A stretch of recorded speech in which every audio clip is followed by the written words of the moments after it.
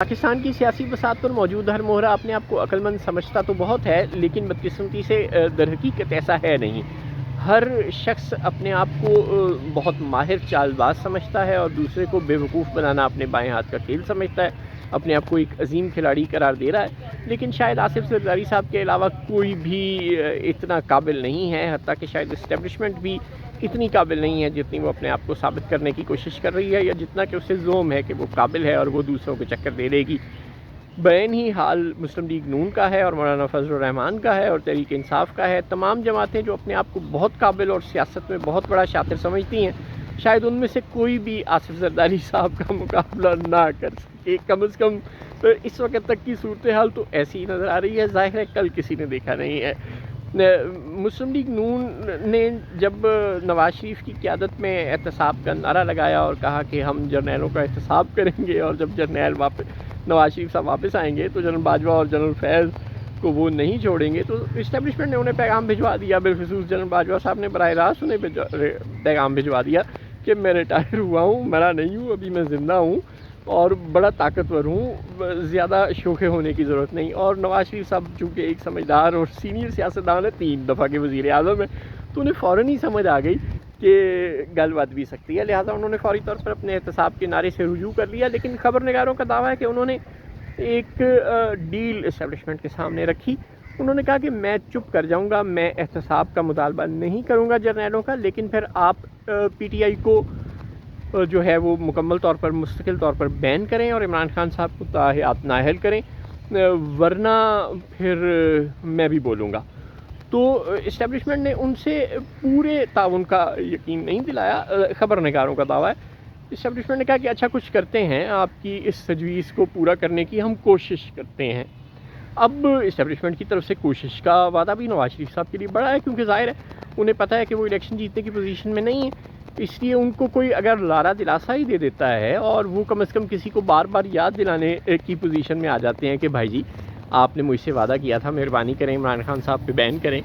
ان کو نااہل کریں، تو ان کے لیے کافی حوصلہ ہے۔ اور اسٹیبلشمنٹ نے اس جانب کانفیڈنس بلڈنگ میئرز بھی شروع کر دی ہیں۔ نواز شریف صاحب کو خوش کرنے کے لیے پہلے عثمان ڈار صاحب کو پریشرائز اتنا کیا گیا کہ وہ ایک ٹاک شو میں آ گئے، اور پھر صداقت عباسی صاحب اور ذرائع کا دعویٰ ہے کہ آئندہ آنے والے دنوں میں یہ سلسلہ جاری رہے گا۔ عمران خان صاحب کے نہایت قریبی لوگ اسی طرح آتے رہیں گے اور ان سے برات کا اعلان کرتے رہیں گے، یہاں تک کہ تحریک انصاف کے پاس سے الیکشن لڑنے کے لیے کچھ زیادہ امیدوار ہی نہیں بچیں گے، اور کیمپین کرنے کے لیے جو پی ٹی آئی فیسز ہیں وہ تو بالکل ہی نہیں بچیں گے۔ یعنی جب عمران خان، شاہ محمود قریشی، پرویز رائی اور تمام بڑے لیڈر جیل میں ہوں گے یا خود کو روپوش کیے بیٹھے ہوں گے، اور پھر حلقوں میں جو چھوٹے موٹے جو M N A M P ہیں وہ بھی جب پی ٹی آئی سے برات کا اعلان کر دیں گے، علیحدگی کا اعلان کر دیں گے، تو پھر جائے گا کون؟ نہ کوئی کمپین چلانے والا ہوگا، نہ کوئی کینڈیڈیٹ ہوگا، اور جو الیکشن لڑے گا، جو میدان میں اترنے کی کوشش کرے گا پی ٹی آئی کا جھنڈا اٹھا کر، اس کے ساتھ برا سلوک شروع کر دیا جائے گا۔ تو ظاہر ہے اس صورتحال میں اگر پی ٹی آئی پر باقاعدہ بین نہ بھی لگایا جائے تو بھی اس کے لیے پوزیشن تقریباً بین والی ہو جائے گی، اور نواز شریف صاحب کے لیے الیکشن میں ایک اچھی مارجن لینا آسان ہو جائے گا۔ لیکن اسٹیبلشمنٹ 100% پابندی نہیں لگانا چاہ رہی تحریک انصاف پر، جیسا کہ نواز شریف صاحب کی خواہش ہے، مولانا فضل الرحمان صاحب کی بہت شدید خواہش ہے کہ عمران خان پر 100% پابندی لگا دی جائے، کیونکہ اسٹیبلشمنٹ کو نواز شریف صاحب نے چکنا کر دیا ہے، اسے بتا دیا ہے کہ وہ کسی بھی وقت اپنے پرانے جوبن پر آ سکتے ہیں اور کسی بھی وقت جنرل باجوہ صاحب جواب دو کا نعرہ لگا سکتے ہیں۔ اب سوچیں اگر وہ وزیر اعظم ہوں اور وہ اعلان کرتے ہیں کہ میں جنرل باجوہ کا احتساب کروں گا، جیسا کہ انہوں نے مشرف کا احتساب کرنے کی کوشش کی تھی، تو اس طرح تو پھر اسٹیبلشمنٹ کے لیے مشکل صورتحال ہو جائے گی، وہ اپنا بندہ نہیں دیا کرتی۔ یہ اسٹیبلشمنٹ کا اصول ہے کہ وہ اپنے بندے سویلینز کے حوالے نہیں کرتی، سویلینز کے بندے اٹھا کے لے جائے وہ ایک الگ بات ہے۔ تو اب کہانی یہ ہے کہ اسٹیبلشمنٹ نواز شریف صاحب پر 100% اعتبار کرنے کے لیے تیار نہیں ہے، وہ پی ٹی آئی پر 100% بین نہیں کرے گی، وہ پی ٹی آئی کو ایک ریزرو فورس کے طور پر زندہ رکھنا چاہتی ہے۔ جو پی ٹی آئی کا خیال ہے کہ اسے اسٹیبلشمنٹ سے ڈیل مل جائے گی، ایسا کچھ نہیں ہونے والا۔ پی ٹی آئی کو اسی طرح الیکشن میں اترنا پڑے گا ذلیل و خوار ہو کر، اگر اسے اترنا دیا گیا، اگر 100% بین نہ کر دیا گیا، اور اس کا انحصار صرف اس بات پر ہے کہ اسٹیبلشمنٹ کو نواز شریف صاحب کی وفاداری پر جب تک یقین نہیں رہے گا تب تک وہ عمران خان کو یا پی ٹی آئی کو کسی نہ کسی حد تک تھوڑا بہت زندہ رکھے گی، ایک بیک اپ کے طور پر، کہ اگر الیکشن ہو جاتا ہے اور نواز شریف صاحب الیکشن جیت جاتے ہیں اور وہ کہہ دیں کہ میں اب جرنیلوں کا احتساب کروں گا، تو پھر جرنیلوں کے پاس کوئی سیکنڈ آپشن تو موجود ہو نا، جس کے ذریعے وہ اسمبلی کے اندر جوڑ توڑ کر کے کچھ جماعتوں کو ملا کر نون لیگ کے علاوہ باقیوں کو ملا کر حکومت بنا سکے۔ تو اس مقصد کے لیے پی ٹی آئی کو زندہ رکھنا شاید اسٹیبلشمنٹ کی ضرورت ہے۔ وہ پی ٹی آئی کو مکمل طور پر فنا نہیں کرنا چاہتی، یعنی اسٹیبلشمنٹ نے جوڑ جمع کر رکھی ہے اور اسے بہت اچھی طرح سے پتہ ہے کہ اگر نون لیگ اور ہی صرف الیکشن میں لڑ جائے اور پیپلز پارٹی الیکشن میں جائے، مولانا فضل الرحمان الیکشن میں جائیں اور یہ تمام جماعتیں الیکشن میں جائیں جو پی ٹی ایم میں شامل تھیں 13-14، اور عمران خان جائیں ہی نہ،